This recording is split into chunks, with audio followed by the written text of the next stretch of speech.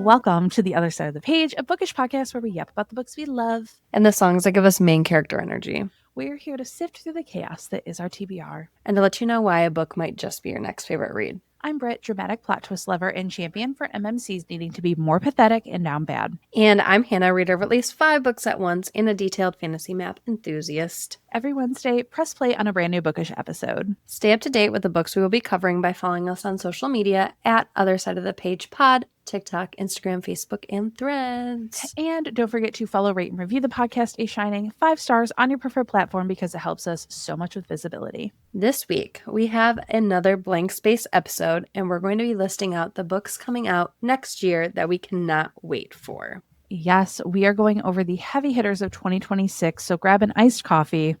Or iced chai. And let's turn the page together. Dear reader. So we will not be going over long synopsis or trigger warnings for these books, so please check those out before you pick up or pre-order any if you want more info. Yes.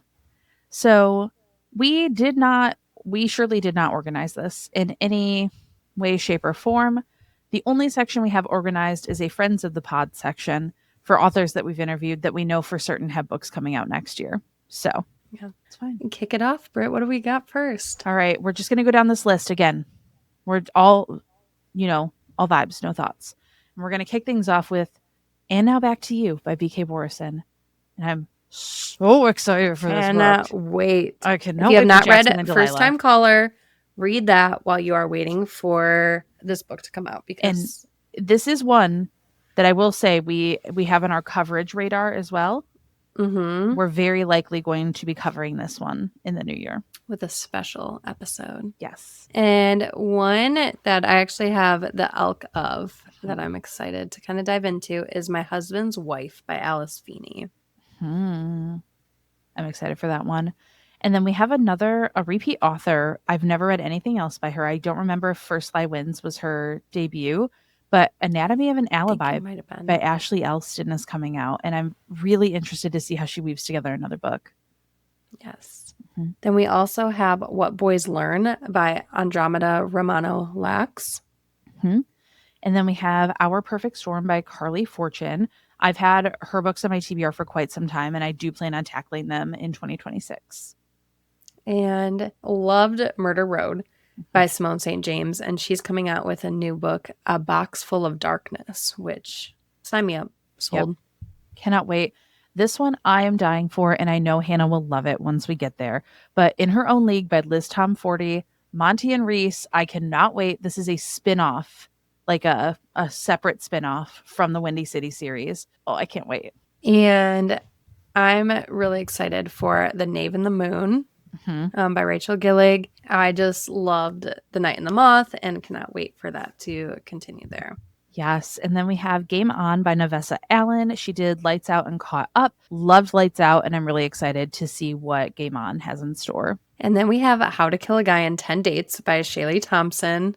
I mean, need I say more than just that title? The title is impeccable. Need I say more? It's so good. And then this one is, I would categorize this one as probably like top 3 most anticipated reads of 2026, and that is The Caretaker by Marcus Cleaver, which if you don't listen to the pod regularly and you haven't like listened to our older stuff, this might be a surprise to you. If you know, you frickin' know. We are so excited for this book. Yes. And then we have A Killer Kind of Romance by Letsia Lorney. I think so. I'm not sure, but I believe, if I'm not mistaken, because the vibes are the same, they use the same cover designer that Mallory Marlowe uses for the books, and it looks so cute and interesting, and I'm very excited for that. And then we have another one, No Matter What by Cara Bastone, and After Promise Be Sunshine. I mean, please, Cara, bestow me with your beautiful work. Then we have Last First Kiss by Julian Winters. That one looks adorable. I believe BIPOC author MM Romance. It looks, and also Last First Kiss. Like, it's such a cute name. I love it. And we have Every Version of You by Natalie Messier. I've seen a lot of early ARC reviews of it that sound very promising. We have Cross Your Heart and Hope He Dies by Jenny Elder-Moak. I mean, there's just these titles next year are just selling me. So good. Then we have Across the Vanishing Sky by Catherine Cowles, who seems to be the unrequited queen of romantic suspense. which we need to read more of for Correct. sure. Yes. And then we have Score by Kennedy Ryan, which I am excited to read more of hers. Mm-hmm. And we have How to Write a Love Story by Catherine Walsh. And I have not read, I don't believe either of us have read anything by her, but I saw her stuff recommended by Tara DeWitt. And anything Tara says is amazing, I will go by. But then I started following Catherine Walsh, and I believe she might be one of the funniest people in existence. So I must read her work next year. Cannot wait. Excuse me. Then we have The Story Might Save Your Life by Tiffany Crum, which, again, these titles are just... I know. Good. I know. We have Love and Other Brain Experiments by Hannah Brome, which is a STEM romance, I'm pretty sure. Okay. Or academic STEM situation. Yeah. Yeah. And then On Sunday, She Picked Flowers by Yaya Schofield. Maybe Schofield? I feel like Schofield sounds right. Yaya Schofield. Yeah. Then we have It's Not Her by Mary Kubica. Local Woman Missing was one of the earliest books that we covered together on a podcast. So excited for this new release. And then we have It Dearly Departed by Chip Pons. We So both good. loved Winging It With You that came up this year. And this one sounds so fun. I know. I just remembered that one. Then we have We Call Them Witches by India Rose Bauer. And Playing for Keeps by Alexandria Bellefleur. And then we have The Someday Garden by Ashley Poston, which was just announced, I think, like a week ago upon this recording, not even. Exciting. And then we have The Summer Girlfriend by Christina Forrest. And then It's All in Your Head by Sabina Nordquist. Love Beyond Reasonable Doubt by Swati Hedge. And we have The Redo List by Denise Williams. I love Denise Williams is like a standard of plus size rep for me. Her books are always so fun. I love them. Then we have The Bridge Back to You by Reese M. Nielsen. The cover of this one, you guys, if you have not seen the cover of this, it is stunning. And then we have Harvest Season by Bryn Weaver, which is the second in the, I think it's the, oh my God, I can't remember the name of the trilogy. Now it's going to kill me. Seasons of Carnage. It's the Seasons of Carnage trilogy. It's book 2. And unlike the Ruinous Love trilogy, all 3 books follow the same couple in this one. So. Okay. And then we have Grim Tidings by B.K. Borison. So follow up after Good Spirits. Yep. And then we have Yes, Chef by Grace Riley. Love it. And then we have The Ballad of Falling Dragons by Sarah A. Parker, which I'm going to have to reread the first one. When the Moon Hatched, right? Yeah. Because so much happened in that book that I probably need to refresh myself. I'm going to be honest. I think that might be like for where my brain space is right now. I think it's too dense of a fantasy for me to consume. Yeah, and that's okay. And it's heavy. Yeah. And I feel like when my brain starts like vibing with fantasy in that way again, I'll be all in 100%. But then we have Second First Dates by Gabriella Gamez. And then we have The Book Witch by Meg Schaefer, which I'm excited to read more of hers too. Yes. And then we have Big Girl Blitz by Danielle Allen, another author who does plus size reps so well. And that's really our short list because I feel like we discover so many more books as the year goes. So we'll do a check-in next year and give you an update on more books that are released and the 100%. Exact dates and when to pre-order. But some of these do come out in like January, February. So keep your eye out for those. Yes. And then we have our Friends of the Pod section. Just a few books here that we've either interviewed them or one we're just like fangirls of forever and always. So the first one is The Night We Met by Abby Jimenez. And you can find us absolutely simping in her Facebook group to try and get an advanced reader copy through her traveling ARC program. If you guys love Abby Jimenez and you're not in her reader group, you are doing something wrong because they have a traveling ARC program. Like it's been reported on. There are 7, I believe, advanced reader copies that travel from state to state, and they host contests in the Facebook group. And there are like wild card ones that can go to any state. There's one only for Canada. There's one for Minnesota only because all of Abby's books are based in Minnesota.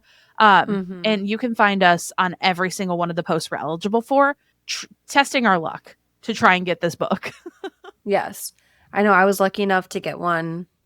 Well, not through the traveling ARC, but like she does like a special NetGalley drop too. Yes, because I got one last year. You got just for the summer. And I got just for the summer. So it's your turn to get The Night We Met. Cannot wait. And then our the Queen, our Lord and Savior, Tara DeWitt is releasing Lost and Found. which I cannot wait for. Left of Forever wrecked me, and I feel like this is going to do the same. Yes, and I know people that have already read it because they are beta readers for Terra, and like the arcs are going to start dropping soon. And I've never been so happy and displeased with people in my entire life than watching them update about their reading with Lost and Found. And I will say a fair warning, this does have pregnancy in it, but it is not accidental. It is very much intentional. And I did hear Tara say that the sperm donor through like IVF is actually not the male love interest. So like it is completely a separate entity from the pregnancy taking place. So I'm just throwing that out there now before anyone comes for my girl. Okay. I'll defend Tara until the wolves come home. Okay. Yes. And then, I am so excited for this book. So Entities to Lovers by Mallory Marlowe comes out, and you guys know, Love and Other Conspiracies, love at first sighting. We've chatted with her twice. We simply cannot wait. It's going to be a blast. Yes. And then a new author to us this year, which we are obsessed with her. Not only her writing, but her as a person. Yes. Is Sunflower Season by Danica Nava. I can't wait. And then the last one, who is the most recent author that we've interviewed on the pod, we have Married with Benefits by Ellie Palmer. And I just know that that's going to be such a fun rom-com. Yes. Kaylee doesn't have anything coming out next year? Oh, there was like a preemptive book release schedule for Kaylee Smith that I do know about, because we've also interviewed Kaylee twice and we are obsessed with Phantasma and Enchantra. But I believe that they've shifted her schedule and there hasn't been a formal announcement. So if you're waiting for it, definitely check her Instagram, because she absolutely will post when that announcement comes through. But I believe that they've shifted some of the dates, because Wicked Games 3 was supposed to come out this year after Enchantra, which that would have been clinically insane for her to release Enchantra, the ending to her YA fantasy series, plus Wicked Games 3. And I know she's drafting the other, I think it's a trilogy on top of it, with Cressida and Gideon. This like angel demon situation. So either way, she's booked and busy, and we will read whatever she comes out with whenever she comes out with it. And we will surely update once we find out. Yes. And I'm dying for Wit's new book too. Yes. I loved going back and reading about the character in book 3, and I can't wait for this next one. Well, yeah, because she left us with the most emotionally devastating fucking cliffhanger in book 2. Wit, if you're listening to this. Yep. Excuse you. Never forgive you. Never forgive you. That's pretty much all that we have right now, right? Yes. Yeah. So if there's anything that we missed that needs to be on our release radar for 2026, please drop it in the comments. There surely is. Send us a DM. Send us a carrier pigeon. Please, please, please send it our way. Call me, beat me if you want to reach me. Send it our way. But thank you so much for turning the pages with us this week. Be sure to follow us on Instagram, TikTok, Patreon, and stay on our release radar for our newsletter next year. And so you can keep up with everything on the other side of the page. Yes, and please drop a review and a 5-star rating of the podcast on your preferred platform, and share us with your bookish besties. And next week, we will be visited by the Ghost of Christmas Past and discussing Good Spirits by B.K. Borson. I seriously cannot wait to dive into this book and to talk about this book. I've seen nothing but 5-star ratings and absolute raving reviews for Harriet and Nolan. And I just can't wait to talk about that next week on December 17th. So forever and always, keep reading with kindness. Bye, everyone. Bye.